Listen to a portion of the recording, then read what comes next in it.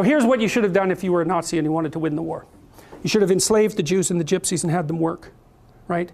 You should have had them work for the benefit of the victory, and then if you wanted to, you liquidate them afterwards. That's the logical thing to do if you want to win. And we assume that Hitler wanted to win.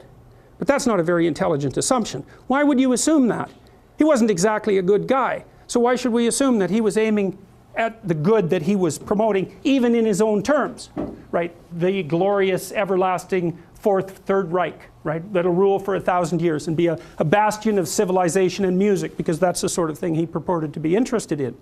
Well, so what do you do with the Jews and the Gypsies?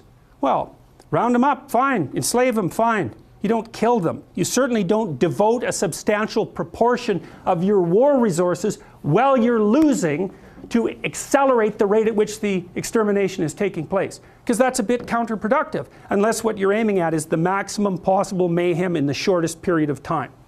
Well, so what happened as the Germans started to lose the war? Did Hitler lose faith in his own ability? No, he believed that the Germans had betrayed him with weakness, and so he was perfectly willing to accelerate the rate at which Germany was losing the war.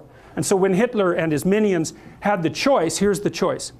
You can suspend your unnecessary demolition of people, win the damn war, and then pick it up afterwards. Or while you're losing, you can just accelerate the mayhem even though it's counterproductive.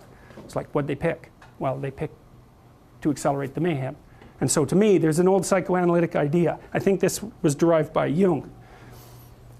If you can't figure out what someone is doing or why, look at the outcome and infer the motivation.